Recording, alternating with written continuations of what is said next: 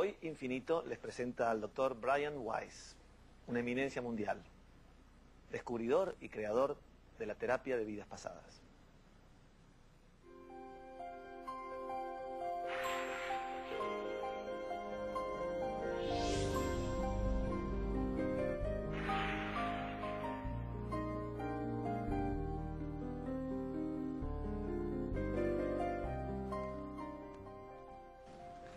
Well, Dr. Weiss, Brian, may I call you Brian? Yes, it's better, Brian. It's better for me, so I will call you Brian. First of all, be welcome to Argentina. I know you just arrived to give a seminar. You are going to do a seminar or a master class tomorrow? Or a special meeting tomorrow in Mar del Plata? Yes, it's the fourth time I'm here in Argentina to talk and to meet people and to do these workshops, these seminars. And the reason I do the seminars, it's not really a master class. That I do in the United States to train therapists to do my work. But it's a seminar where people will have their own opportunity to have regressions. Because it's one thing to write about past lives and the theory of past lives and how past lives can help people, cure people, can change their views of life and death and what happens after we die. But it's another thing for people to experience for themselves.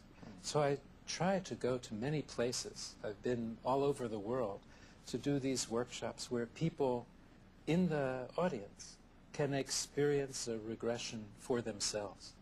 So I will put them into a deeper state. And you, boy, if you come, you will have this too. I will.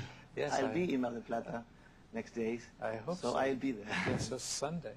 So they go into a deep state. It's very safe, relaxed. And in that deep state, I take them back in time so that the people in the audience can have their own regression and feel now the power of it, feel the emotions, feel the sensation, the experience, not just reading about it, but actually to experience it. So for me, this is a powerful way to demonstrate the techniques that I use. And it's very safe, even though it's different from in my office. If you were in my office, boy, we would be doing a regression one-to-one. And I might use a quicker technique, or I might do something a little bit different. But basically, you would still go into that very relaxed state. And in that state, we would go back in time. But in my office, one-to-one, you could talk to me, and you can tell me what you're experiencing, and I could ask you questions. So I could say, like, what do you see? How do you feel? Tell me about this mountain that you see in front of you and these strange people in loincloths or in leather, ancient times, not so ancient times, or conquistador times, or whatever it is. And you could provide more detail. Yes, I'm a man, and I'm carrying this old gun. It has an end like that. And you would tell me these. In the group, we can't do that because too many people are involved. But I could still say, we're going back in time. You're going to visit this experience, this scene from a past life. You won't be able to tell me about it because there are too many people, several hundred people. I'll tell anyway. I will tell you. But the experience is still powerful. Not as powerful as in the office, but still very interesting. And I hope you can. No, yeah, I'll be there. I'll be there. Well, let's try to start from the beginning. I mean, the beginning. Well, the beginning is one of the main subjects of our meeting because we don't know where the beginning is. Right. No? But let's try to go from the beginning of your present life. I mean, I've read about you, and I know there was a sort of switch in your life, you know, through your work with a patient. But how was your life previously? How was your life before Catherine's case? Yes.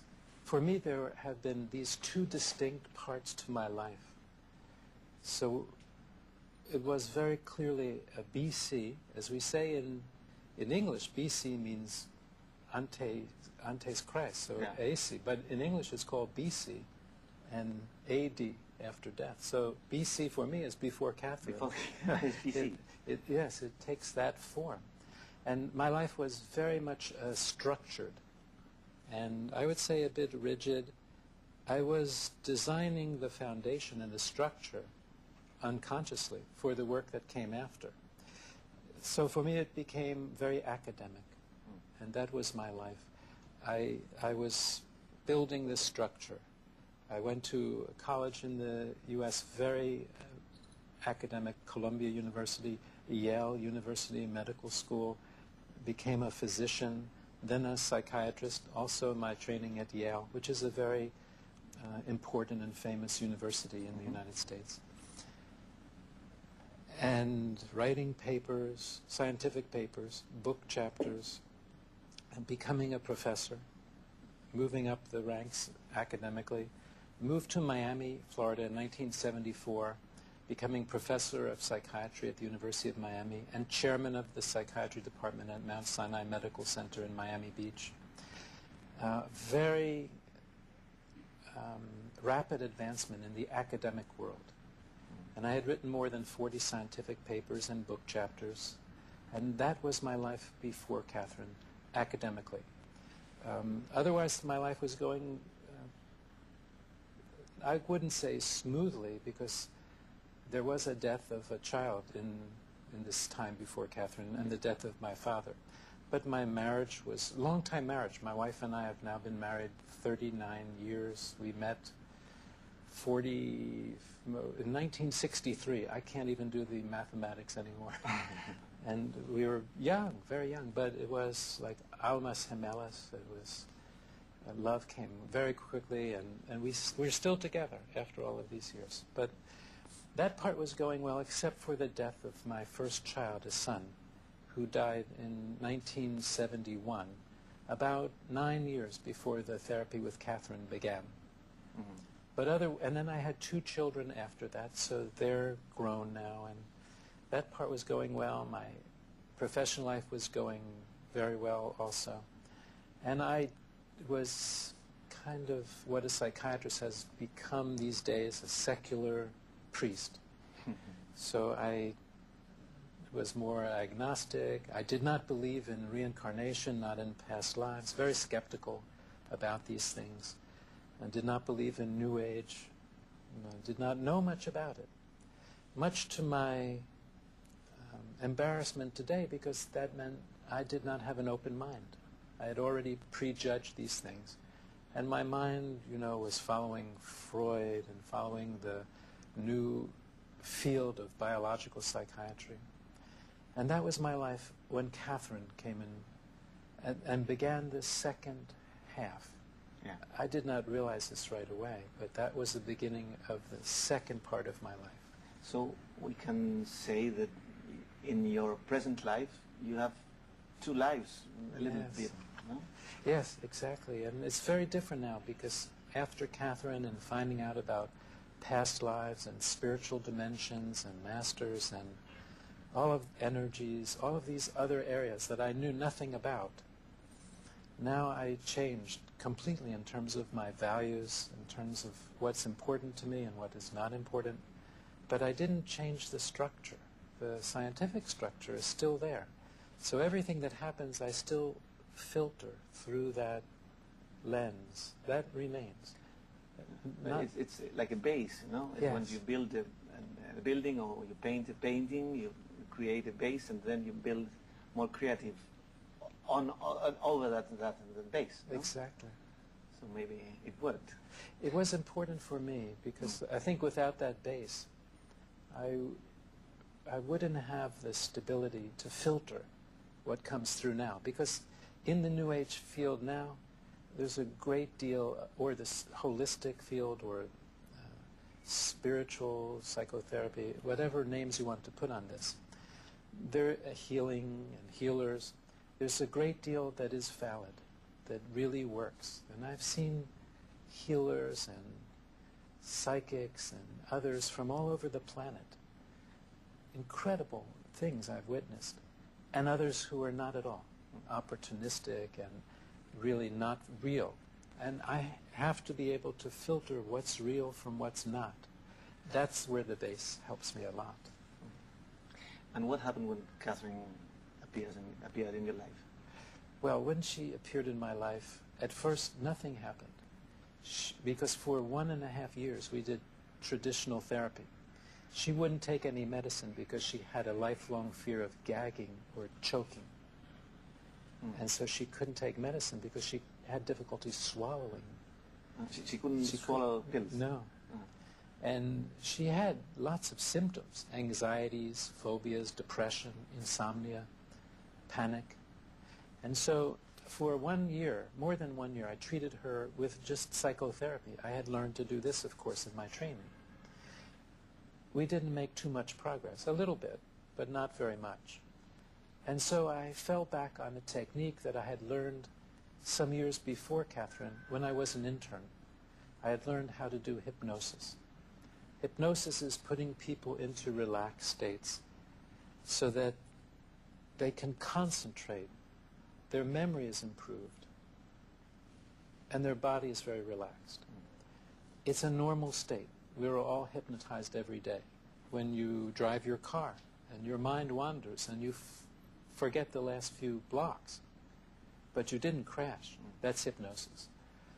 When you're watching a movie and you're so absorbed and concentrating in the movie that you don't hear the people eating popcorn around you, that's hypnosis. Reading a good book and you don't hear the traffic, that's hypnosis. And when you look into the eyes of the person you love, that's hypnosis. That's hypnosis, oh yes. Okay. A little deeper state. And there are many levels. So I use that with Catherine to put her into a deep state of concentration, because she could not remember much from her childhood. Can we stop for a minute and we go back with this story? Sure. Okay, thank you.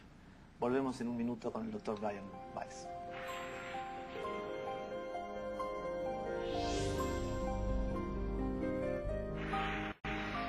Well, then, what happened with Catherine when you start hypnotizing her? She was one of those people that can go very deeply. And the first time she went very deeply, she did go back to her childhood and remembered traumas from her childhood, significant traumas. And yet her symptoms persisted. She was remembering with emotion, which we call catharsis. And yet her symptoms were still there. So I thought, we have to go back even farther. Maybe instead of 5 years old, because she was remembering when she was 5, something happened when she was 3. And so the next session I told her, go back to the time when your symptoms first began, thinking that she would go back to a younger age. Yeah. And she went back about 4,000 years, because she took that literally. You opened a new door, a new big door. Yes, for both of us. She did not believe in past lives either. And she was with a different name and a different face, and describing with vivid details and emotions a life where she drowned in a flood or a tidal wave nearly 4,000 years ago. Her baby being torn from her arms by the force of the water. She did not have any children in this life. And so this was confusing to me, because the drama, the level of details that she was seeing visually was very strong, not like her daydreams, not like imagination. And she had 2 other lives that first time, and then she came out of the hypnosis. And already I could see changes beginning in her. She looked more relaxed. She was very tense, very anxious person. By the next week, she told me that her fear of choking or gagging had disappeared. This does not happen from imagination. She was sleeping better. Her anxiety was less. And week by week, as we went through the therapy, all of her symptoms disappeared without having to use any medicine in her case. And then that was shocking to me. I still had trouble believing, because I was so academic, so rational, so left brain, so skeptical at first. And yet something very weird or bizarre happened. About the 4th or 5th session, she died in one of these ancient lifetimes, floated above her body, finding a beautiful light, being replenished by the light. And she told me there were 2 people there at the light to see me, my father and my son, both of whom had died before the sessions with Catherine began. And she told me my father's name. She told me about my son's medical condition. She did not know any of these details, and there was no place to look it up. And she told me other very secret facts. Of your own life? Of my own life. So that confirmed that something new was happening? Yes, because I knew, and she is not an investigative reporter, not working for the FBI. She was a laboratory technician in the hospital. There was no place to look up this information. This was before the internet, before people had access to all of this information. My father didn't even have an obituary, neither did my son. There was no place to look up the details. And she knew the details. And I asked her, where are you getting this information? And she said, it's coming from spirits that are around me. They're telling me. They're not in bodies. And that, to me, changed my world that instant. Because then I knew that if she was right about my father and my son, I believe she was telling me the truth about past lives also. And then... Was that scary for you? Yes, yes. Scary and comforting at the same time. Comforting because my father and my son were somewhere.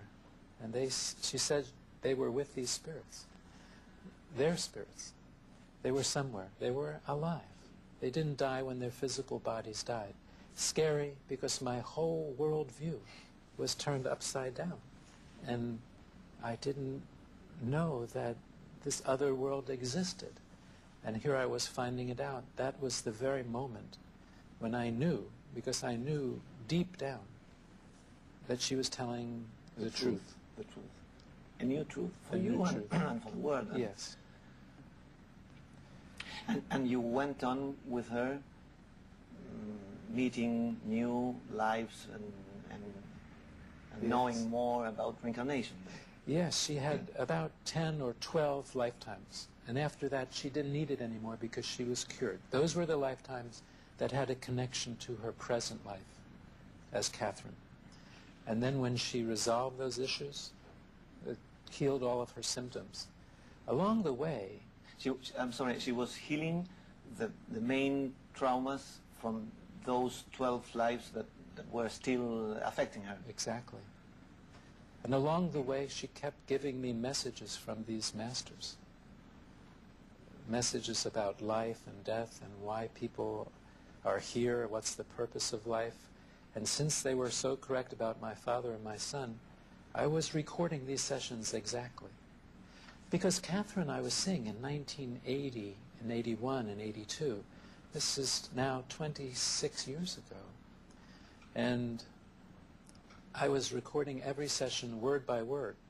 So I did not write Muchos Vidas, Muchos Sabios for many years after Catherine because I was concerned with my reputation and my career. I had no intention to go public about this. That was your fear? That's right. And I had a very good position as chairman of the psychiatry department. This was jeopardized if I go public. Eventually I decided to do this with my wife's support and because we had come through so many things, through times when we had no money at all in the beginning, the death of a child, all of this together that we needed when I decided to go public. But you faced your new and your deepest mission here. Yes, that was part of it. Because since that time, it's been 26 years, I've now worked with more than 4,000 patients in my office, individually doing regressions. A lot. A lot of people. A lot of people. And people from all over the world, but also in groups. So if we add up all the numbers of people that I've had in groups during regression sessions, like here in Buenos Aires and Mar del Plata and Punta del Este and also Tokyo and Osaka and London and Madrid and Barcelona and everywhere. It's more than 100,000 people. And many of them have had experiences and written to me and confirmed their experiences, validated their experiences, had healing. So it's a huge number of people. But at that time, there was one, Catherine. So I taped every session, and I did for many years with other patients. And when I wrote the book, I wanted it word for word. So the editor edited the parts from me, like my story, where I went to school, or this and that. But I told them, you cannot edit from the tapes her part, because every word may have a meaning that I'm not aware of yet.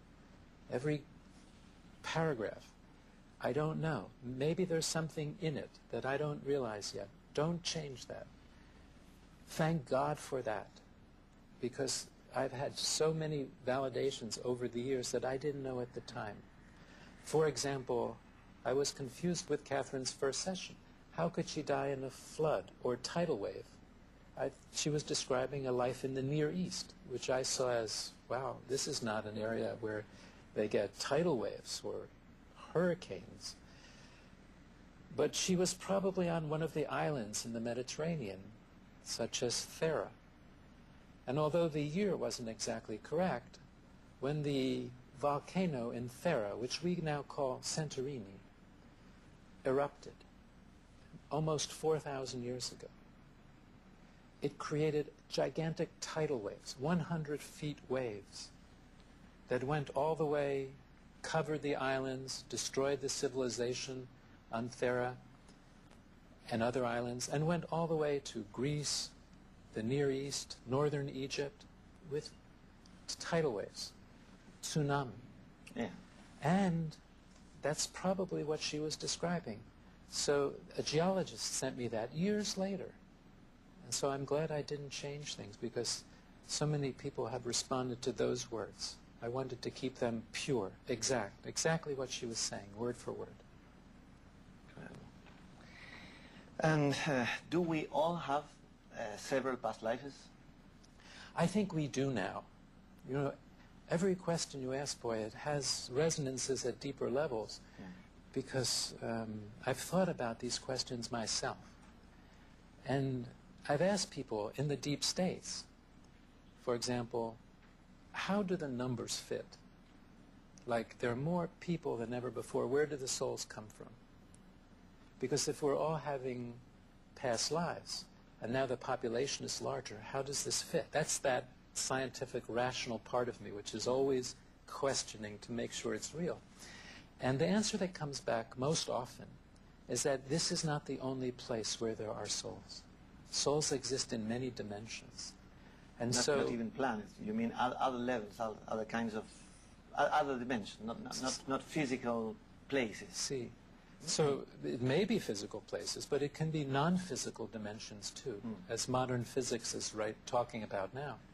So it may be that a soul is here for the first time, but it's not a new soul being created. It's coming from another place. And so I think most of us have had past lives, but occasionally a new soul comes in. I don't think it would start in Buenos Aires, because it's too complicated. Maybe it starts in a little village learning about agriculture and earth, and what are these strange things called people, and why do they act in this way? So, but you don't get to the Buenos Aires until later. And why does a soul need to reincarnate? I think that this is a large school here, that we have lessons here to learn. On Earth. Earth, exactly. Lessons of compassion, love, charity, hope, nonviolence. All of these lessons, patience. It's a hard school. It's a hard school. This is the hard place. This is the hard school. The other side, what people call heaven, which may have many different dimensions and levels also, that's not so hard. But here, in this school, we have physical bodies. We have pain. And that hurts. It hurts. Grief, loss, people die. We have illnesses, we have diseases. It hurts. So it's a very hard school. But it's a wonderful school, because here we have physical love. We have sensations, smells. We can see the sky and the waters. And it's a great school. It's a physical school. It's very, very difficult, but it's a good school. It's like school. It's like school. We remember our own schools in that term. So exactly. We come back in a minute. Enseguida volvemos.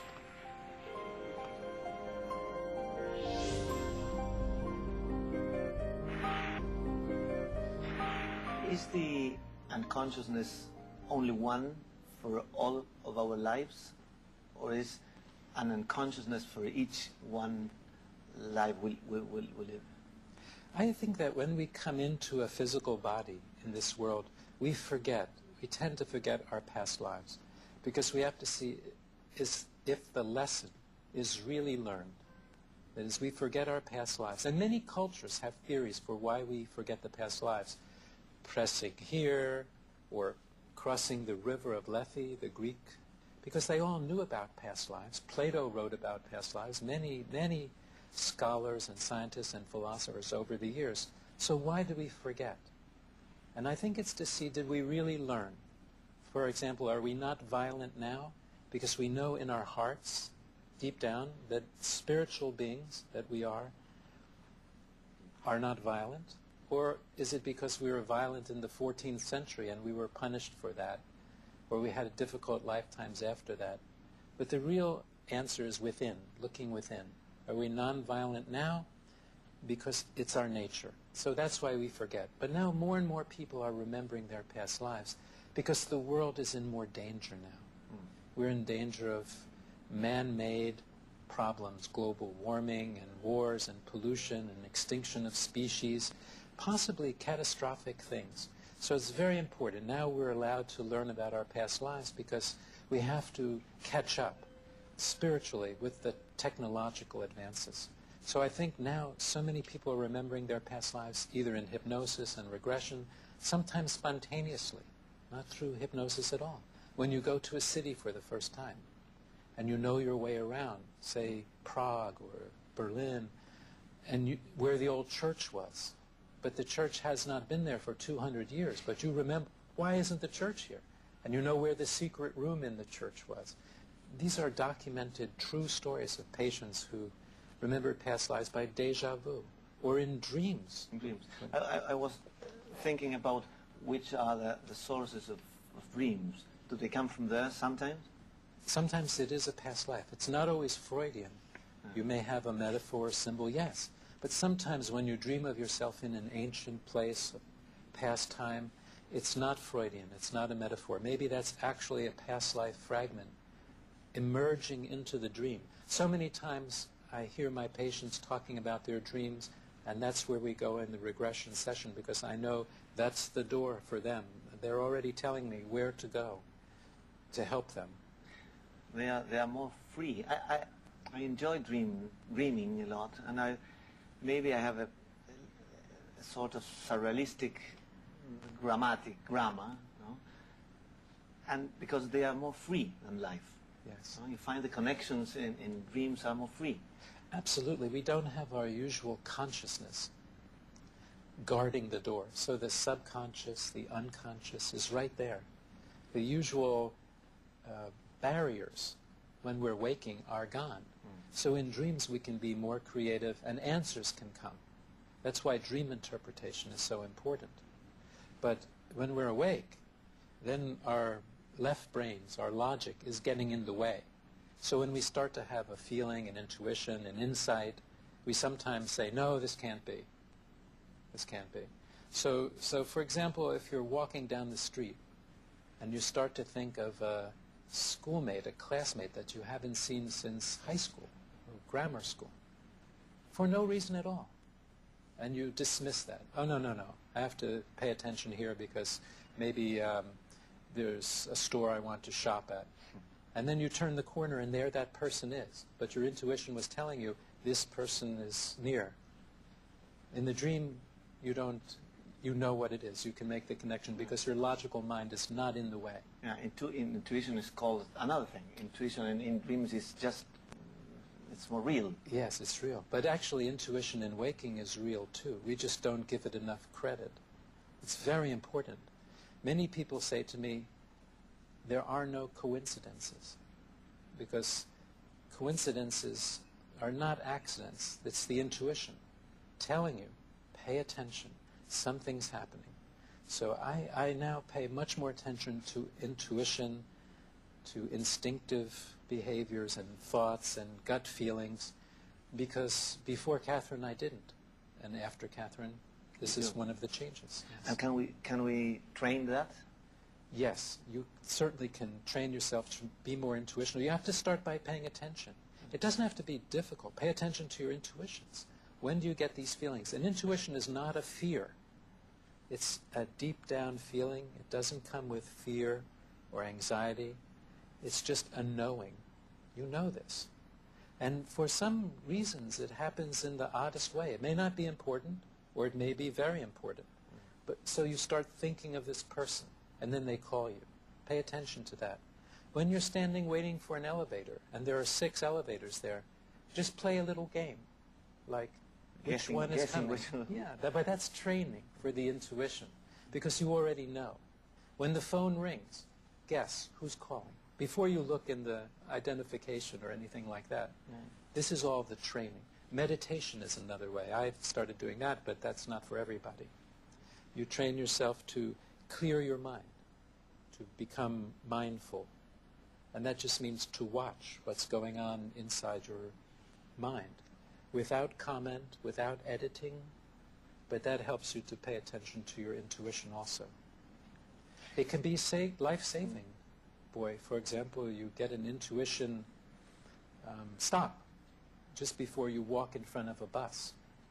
You should pay attention to that. And does meditation help to merge these feelings or these knowings, make the space more clear? Absolutely. During my life, I've tried some different techniques of meditation. And is there one better than others, or are all the different shapes of the same way to getting in touch with oneself? I believe they're all similar. They're different techniques, but you're going to the same place. And that place is awareness. It's mindfulness. Just aware of what's happening when you're not thinking. And this is a very useful technique, whichever technique you use, because that's what you want, the end result. So if you're walking from here to Avenida Florida, there are probably many ways of doing it, but your destination is the same. You can go this way or this way or this way. You can walk, you can take a taxi, whatever. But as long as you wind up in that place, you are where you're supposed to be. Meditation is like that. It's the means to get to a place of peace, inner peace, and mindfulness, awareness, whichever route you want to take. So take what's ever easiest for you. There's no one way. And many different types of meditation teachers. But it's useful because it helps to clear the mind. In India, some people remember their past lives by meditating backwards, backwards, backwards in time to when they were younger, to when they were a child, to when they were an infant, to when they were in utero, and back into a past life. For those of us from the West, that's too disciplined, too tedious. We need help. We need help. Your help in this case, for example. I just speed it up. Same result. That's like walking to Mar del Plata. I prefer the airplane, so we can get there quickly. And do cells have any kind of consciousness or memory? Are cells other parts of this kind of different shapes we can use? Cells of our body, yes, I think, do have consciousness in the sense that there may be a cellular memory. It doesn't explain past lives completely, but we know from work with transplants, for example, that feelings and other sensitivities can be transmitted. We know from certain work with worms that memories can be transmitted through cellular processes, transplanting. For example, in heart transplants, you see sometimes the recipient taking on some of the characteristics of the donor. For example, someone who has never drunk beer, doesn't like beer, then has a transplant and suddenly develops a taste for beer. And the donor loved beer. That kind of thing you see a lot of, and you know that this is a form of cellular transfer of some sort of sensitivity or memory. But with past lives, it's more complicated, because so many times people who have died as children or young, not having passed on any genetic material, they didn't have any children, but they remember the lifetime as a child. So if you remember a lifetime, for example, and I'm making this up, I'm not a psychic telling it, where you died when you were 5 years old in Russia in the 18th century, You didn't have any children. You were only 5 years old. But now you remember in detail that life, what happened, the facts about Russia and your parents and things like that. That's not genetic. You don't have a genetic link to that little boy a couple of centuries ago in Russia. So we know that it's more than genetic transmission. And do we carry illness and sickness from one life to another one? Or, I mean, when we have when we are ill, does that come from other lives that we have to pass through them? Sometimes. It's a very interesting question. I'm actually thinking about that too, because certainly for psychological problems, yes. I've seen that a lot. Someone is thrown off a castle wall in the 15th century, and now they have a fear of heights. Catherine drowned, and she has a fear of gagging or choking. And she also wound up having a fear of water that I didn't even know about. So we bring those symptoms or illnesses, anxieties, depression, with us. Vulnerabilities. But then I was thinking, well, what about physical diseases like cancer or something like that? I know we bring pain with us. Absolutely. But, for example, I was seeing a radiologist, a doctor in my hospital, who had terrible back pain for years. And he went to orthopedic surgeons and chiropractic physicians and others with no relief. And he had to take medicine because the pain was severe, but he did not like taking the medicine because it made him tired and fuzzy. You know, his mind wasn't sharp. When we did a regression, and he found himself as a soldier, one soldier, in a battlefield of thousands in the Middle Ages, and he was speared in the back. That's how he died in that life. And when he remembered that, his back pain disappeared. It doesn't prove the lifetime, but the pain disappeared. It changed his life completely. So and can we heal illness in that way? Yes, also? absolutely. Concrete illness. Concretely. And then I was thinking about cancers, and that maybe we bring a vulnerability, or substance abuse. You know, did you use alcohol in England in the 14th century to solve your problems and other times, and are you bringing that pattern forward into this life? Yes, people do that too. Not so much the illness as the vulnerability to the illness. And I find, yes, this technique does help a great deal with physical illnesses as well. All kinds. Asthma, and you found that you died in a fire in whenever, and the smoke inhalation, and that's why the breathing problems. Not all cases of asthma, but some. And I remember a patient I had from England whose asthma got much better when we found this cause in a fire several centuries ago in a past life. So I do think physical illnesses are also brought over, or the vulnerability, or the pattern. And through awareness, through understanding, we can solve those problems. We can heal those symptoms. There's also, boy, the understanding about death, that it's not what we think it is, that we're actually immortal because we're souls, spiritual beings. There's a beautiful quote from a Christian mystic whose name is Teilhard de Chardin. In English, it goes like this, because it has a nuance in it. He said, "We are not human beings having a spiritual experience. We are spiritual beings having a human experience." I love that quote. That's great. Because it captures the essence of our existence. We go on in a minute. Thank you, Brian. Good. Ya volvemos con el Dr. Brian Weiss.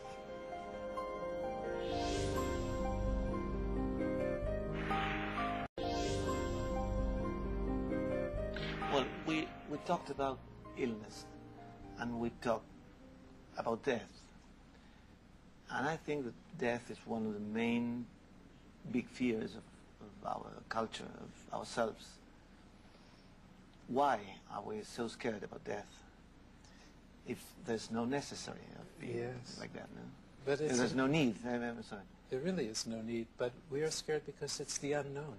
It's been, ever since humans have developed consciousness, the ability to think and self-perception, they've been curious about what happens after we die. This is how religions evolve. This is theories of death and dying. It's the great unknown, because it's very difficult to prove it, very difficult to say it's this or it's not. So I think when I came upon this, not just the concept of reincarnation, the concept is ancient. People have believed in reincarnation for thousands and thousands of years. Most of the world now believes in reincarnation, counting the Eastern religions and the people of the East, India, China, Japan, all these countries. But even in South America, statistics show that about 50% of people in Latin America believe in reincarnation. In the United States, which lags behind, about 30%. And in Europe, sort of in the middle. But most of the world does. And so why do we forget when we know this? And I think one answer is it's been intellectual. It's been like, oh, you're taught this as a child, but what about the evidence? We're taught so much when we're 2 years old and 3 and 4 and 5. We're taught in our cultures and in our religions, and we just accept that, undigested. And then when we get older, it's become a belief system, but we don't really know. And here, this is why I do the workshops like in Mar del Plata or Buenos Aires, so people can experience for themselves what death is.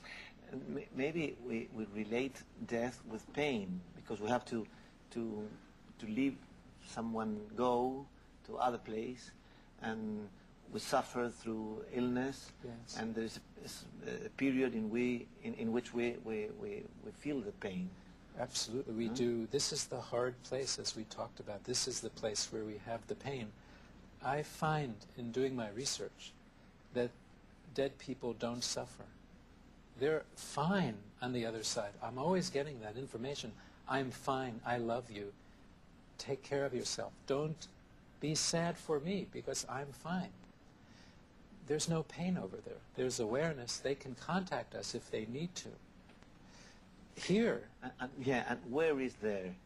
There is not a geographical place. No, yeah, it's I know. Just another dimension, a higher vibration. It's the other side, heaven, cielo, different dimensions. So when I talk about that, I talk about a different vibration. One analogy that I use to think of ourselves is complicated, but for me it helped me understand, is that here we are as people in physical bodies.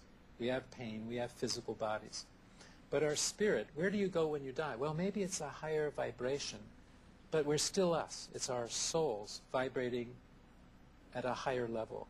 And maybe it's higher than that, but we don't necessarily lose our consciousness or our nature. So what I thought about was ice cubes. Sounds strange. Ice cubes, Yes. from their freezer. Yes.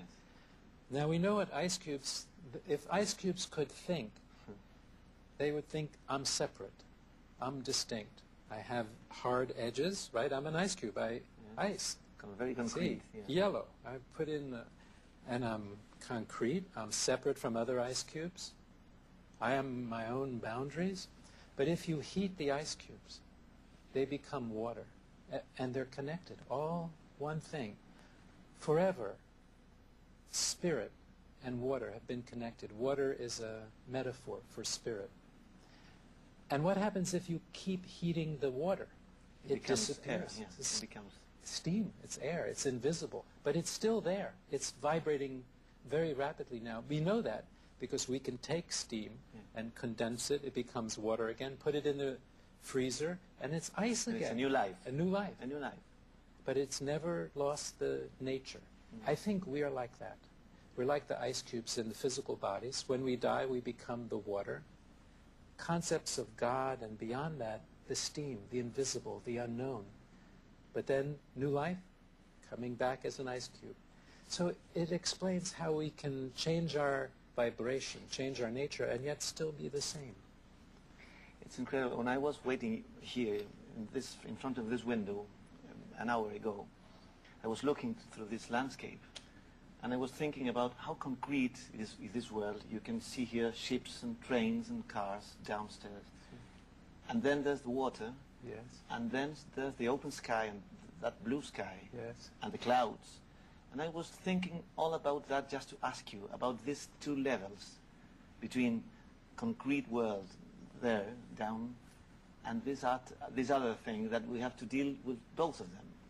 And it's very hard to do that. It is. But it's our challenge, no? Absolutely, because they're connected. The worlds are connected. There's contact all the time between the worlds. And I've studied mediums, people who can bring messages from the other side, because this is part of being a psychiatrist. I need to understand in my structure, how do people do this? How does the mind connect and get this information? And because I've had this experience myself of people, mediums didn't even know I had a child that died, or my father, and now they're giving information, much like Catherine, but they didn't even know me. And they talk about these things. And so I wonder, how do they do this? So this is a connection to the other side. People in hypnosis, after death, can do this, death in a past life. And that's the voice of the masters. It may be, yes. I think they're spiritual guides, masters, angels, whatever word you want to use. So often we as humans get distracted by a word, and we forget. So people say to me sometimes, boy, they'll say, well, what are masters? What are masters? And I'll say, well, they're spiritual wisdom, intelligence, energy that don't need bodies on the other side. So I don't understand that. I said, think of them as angels. Oh, I know that. I know that. Yes. Just a word. Just to end, which is the message they have for us? Love. It's always the same message. Only love is real. Love each other. Be compassionate. Don't do these things. Don't hate. Don't do these negative things. It's all about love. That's the energy. That's why we're here. That's the big lesson. That's the only lesson. Love, love, love. And that keeps coming through. And that's what we have to master. Love. Thank you. Thank you very much. So, thank you. Estuvimos con el doctor Brian Weiss. Y lo último que dijo, ustedes lo han oído, es amor. Que se desparrame sobre todos nosotros.